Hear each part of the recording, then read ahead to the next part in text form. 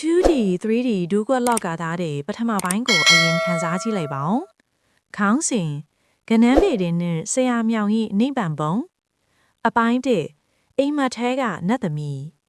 ကိုမြောင်ဆိုတာတရက်ကွက်လုံးမှာကနန်းပညာရှင်လို့နာမည်ကြီးသူပါ။သူ့အိမ်မှာဘေးဒင်စာအုပ်တွေထက်ထွက်ကနန်းမတ်တန်းစာအုပ်တွေကပိုများတယ်။ဒီနေ့တော့ကိုမြောင်တယောက်နီးလေပတ်အိပ်ပျော်သွားရင်အိမ်မက်လီရောအိမ်မက်ထဲမှာဝက်ဖြူစင်ကျဲနဲ့နတ်သမီးတစ်ပါးကကိုမြောင်ရှိကိုရောက်လာပြီနတ်သမီးအမောင်မြောင်မင်းရဲ့စူးစမ်းအားထုတ်မှုကိုငါသဘောကျတယ်ဒါကြောင့်မင်းကိုပညာတစ်ခုပေးမယ်ကိုမြောင်ကတော့ဝမ်းသာအားရနဲ့လက်အုပ်ချီပြီးကိုမြောင်မင်္ဂလာပါအမေနတ်သမီးကျွန်တော်ကိုညနေ4 နာရီခွဲမှာပေါက်မဲ့ကနန်းလီပေးသနာတော်မူပါဗျာနတ်သမီးကနန်းတော့ဓာတ်ရိုက်ပေးလို့မရဘူး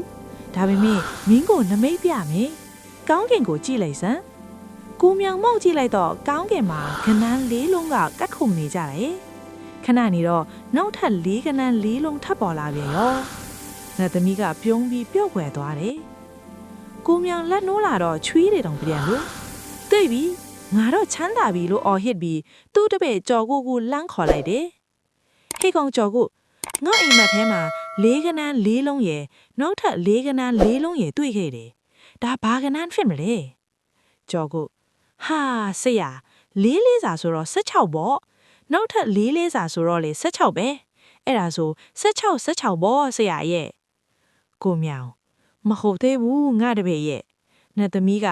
လေးလုံးရဲ့လေးလုံးရဲ့ပြတာဆိုတော့4 times 4 equals 16တခါနောက်ထပ်4 times 4 equals 16တခါအဲ့ဒါကိုပေါင်းလိုက်ရင်32ကွာအေး32ကိုအကုန်ပုံအောပြီးထိုးလိုက်စမ်းညနေ4 နာရီခွဲရောက်တော့အခါကိုမြောင်ညက်ကြော်ကုတို့ရေဒီယိုလေးရှေ့မှာနားဆွင့်နေကြတယ်ယနေ့ထွက်ကနန်းမှာ88ထွက်ပါတယ်ခမညာကိုမြောင်မျက်လုံးပြူးသွားလေကြော်ကိုလေကြောင်ကြည့်နေတော့ကိုမြောင်ကခေါင်းကိုတဘုံဘုံထူပြီးညီးသွားတော့တယ်ကိုမြောင်တောက်ငါနဲ့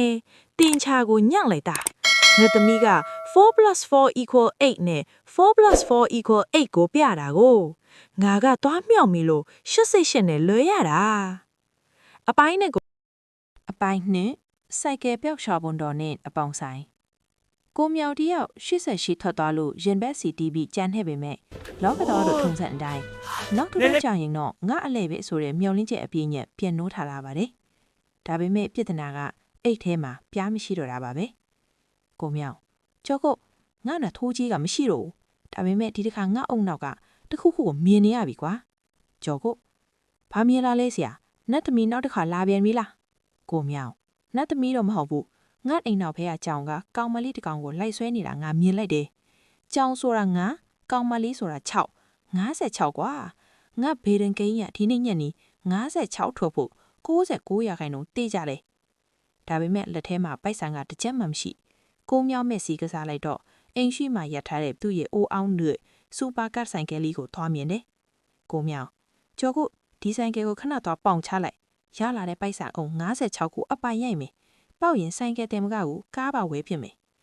ကျော်ကိုလည်းဆိုင်ကယ်ကိုတောင်းပြီးအပေါင်းဆိုင်ကိုပြေးရတာပေါ့အပေါင်းဆိုင်ပိုင်ရှင်ဥပကျူကကိုမြောင်တော်အကြောင်းသိနေတော့ပြုံးဖြည်းဖြည်းနဲ့ဟဲ့ကျော်ကိုဒီတစ်ခါကဘာကနန်းလဲဟိမင်းတို့ဆရာကဆိုင်ကယ်ပါပေါင်ခိုင်းတယ်ဆိုတော့အကွက်ကောင်းပြီလို့လားကျော်ကိုဆရာကတော့56ကဲဥပကျိုးရဲ့အပိုင်မဲတဲ့ညနေ4 နာရီခွဲရောက်တော့အခါကိုမြောင်တို့ကရေဒီယိုလေးကိုဖတ်ပြီး56လူပူစော်နေပါရေဒီယိုတွေကအတန်ထွက်လာတယ်ယနေ့ထွက်ကနန်းမှာ65ဖြစ်ပါရဲ့ခင်ဗျာကိုမြောင်စွန့်အားသွားတယ်56က65ဖြစ်သွားတယ်အာဘူးမြေသွားတာပါကိုမြောင်မျက်လုံးတွေပြူးပြီးထိုင်ရမထနိုင်တော့ဘူးကိုမြောင်ကျော်ကိုငါ့ကိုဆိုင်ကယ်လေးသွားထုတ်ပေးပါအောင်ကျော်ကိုဆရာပဲအကုန်ပုံဩဆိုခုတော့ဆိုင်ကယ်လည်းမရှိပိုက်ဆံလည်းမရှိတော့ဘူးကျုပ်လည်းဆိုင်ကယ်မရှိတော့ခြေချင်းပဲရှောင်နေရပြီကိုမြောင်နင်းငါစဉ်းစားမိပြီကြောင်ကကောင်မလေးကိုလိုက်တာဆိုတော့ကောင်မလေးကအရင်ပြေးတာပေါ့ကောင်မလေးက6ကြောင်က9ဆိုတော့65အရင်လာမှာပေါ့9နဲ့ရှေ့နောက်ကိုမှားတွက်မိပြန်ပြီအပိုင်း3တင်ချိုင်းကုန်းက6ပြောက်နေတရန်ကြီးဦးပါမောင်ဆိုင်ငယ်လည်းမရှိတော့တဲ့ကိုမြောင်တယောက်ချီချင်း6ပြီးအိမ်ဖြတ်လာရတာမျက်နာကညိုးငယ်လို့ဒါပေမဲ့လူသမားလို့ဆိုရင်နွားချီရောက်ခွက်ချင်းမှာဇီမခန်းတယ်လို့ပါပဲကိုမြောင် ကြောက်ကူငါတို့ဒီလိုထိုင်ကြီးလို့မဖြစ်ဘူးလူပြောတာတွေနားထောင်ပြီးထိုးတာတစ်ခါမှမပေါက်ဘူးအခုတော့လူမဟုတ်တဲ့ဒူးစီကတွားတောက်မှတ်ရမယ်ကြောက်ကူဘဒုစီလဲဆရာနှစ်သမီးကလေးတစ်ခါလာပြီးပျောက်သွားပြီလေကိုမြောင်ညကြရင်ငါတို့သူ့တန်သွားကြမယ်အဲ့ဒီမှာစုံသွားတဲ့ဥပါမောင်ဆိုတာရှိလေသူကတက်ရှိထင်ရှားတော့ကလည်းသူ့ဒီအလဲဝါဒနာပါတာသူ့စီကကနန်းကောင်းရင်တော့အပိုင်ပဲည7 နာရီတီမှာကိုမြောင်လဲကြော်ဦးတို့နှစ်ယောက်သားဖျောင်းတိုင်အဝေးတိုင်တွေနဲ့တင်ချိုင်းကုန်းတဲကိုခိုးချံခိုးပဲရောက်သွားကြတယ်ကိုမြောင်ကဥပမောင်ရဲ့အုပ်ကူရှိမှပစိုးကိုခါထုံးချိုက်ပြီးထိုင်လိုက်တယ်ကိုမြောင်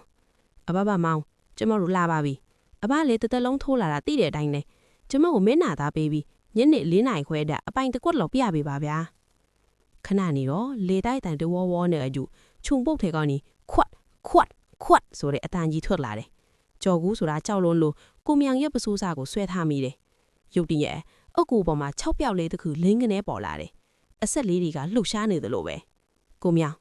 တွေ့ပြီကြော်ကူးတွေ့လားအဆက်တွေက6လုံးกว่า6ပြောက်ဆိုတာ66ပေါ့ဒါမှမဟုတ်6ဆိုတော့ဝါ6လားမသိဘူးအဲ့ဒီအချိန်မှာပဲအုတ်ကူနောက်ကနေအဖြူရောင်တန်းကြီးတစ်ခုဝုန်းကနေထွက်လာပြီးဟာ6လို့အတန်ကြီးနဲ့អော်လိုက်လေတော့ကိုမြောင်နဲ့ကြော်ကူးတော့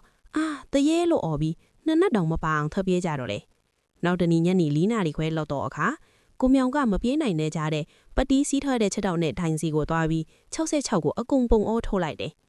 ယနေ့ထွက်ကနန်းမှာဝါ6စစ်ပါတယ်ခမညာကိုမြောင်ထိုင်ရက်သားကြီးလဲကျသွားပြန်တယ်တော့ငါနဲ့တရေ6တာကို66လို့ထင်းမိတာတရေ6တာကိုကဝါကွာတုံညနဲ့6ပေါင်းမှဝါ6ဖြစ်မှာပေါ့ငါ့ကိုတရေကတိုက်ရိုက်ပြောသွားတာကိုငါကမသိလိုက်ဘူးကြော်ကုဆရာကျုပ်တော့မရတော့ဘူးတရေ6ခိုင်းလာတာလည်းအဖက်မတင်ဘူးအခုအဝတ်စားဒီမှာပေါင်ရတော့မယ်အပိုင်လေးဆရာတော်ဤတရားတပုတ်နဲ့ကိုမြောင်ဤဂိန်ကနန်ကိုမြောင်တယောက်တရေ6ခံရလို့ဖနက်ပြောက်ပစိုးကျွတ်မထပ်ပြေးခဲ့ရပေမဲ့တုံည6ထွက်သွားတာကိုမြင်တော့နောင်တတွေတတိတန်းကြီးရနေပြန်တယ်ကိုမြောင်ကြော်ကိုငါတို့တရေစီသွားတာမားတယ်ကွာတရေဆိုတာလိန်တက်တယ်6တက်တယ်အခုတော့မြင့်မြတ်တဲ့နေရာကိုသွားမှဖြစ်မယ်ကြော်ကိုဘဲကိုလဲဆရာကျုပ်မှလောပေါင်စရာပစိုးတောင်တထဲပဲကြံတော့တယ်ဗျာကိုမြောင်ဖုန်ကြီးကျောင်းသွားမယ်ဆရာတော်ကြီးကဝိပဿနာတရားအားထုတ်နေတာဆိုတော့နမိတခုခုတော့ရမှာပဲကိုမြောင်နဲ့ကြော်ကိုတို့နှစ်ယောက်သားကျောင်းမော်တက်ပြီးဆရာတော်ကြီးကိုသွားဖူးကြတယ်ဆရာတော်ကတရားမှတ်နေရင်မျက်လုံးကိုဖြည်းဖြည်းချင်းဖွင့်လိုက်တယ်အေးတကားမြောင်တို့ဘာကိစ္စရှိလို့လဲ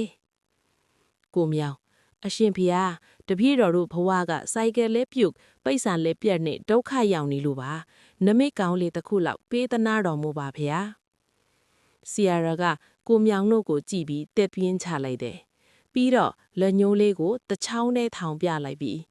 တကားကြီးတို့လောဘဆိုတာတလုံးတည်းသောတန်တရားဝဲဩကရာအထဲကိုဆွဲချတတ်တာနော်အရာရာဟာတုံညံ့ပဲတကားကြီးတို့အားလုံးကဘာမှမရှိတဲ့တုံညံ့ပဲ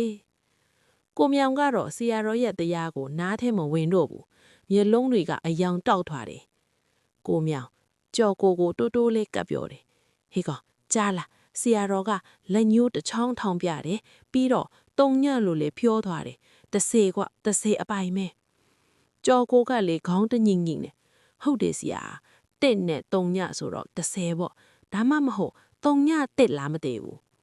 ကိုမြောင်ကမပူနဲ့ဒီတခါတော့ငါတို့အပောင်ဆိုင်ကပစိုးတွေပြန်ရေးနိုင်ပြီလို့ကြုံဝါပြီးလက်ကြံပိုက်ဆန်းလေးနဲ့30ရောတုံညအတိရောကို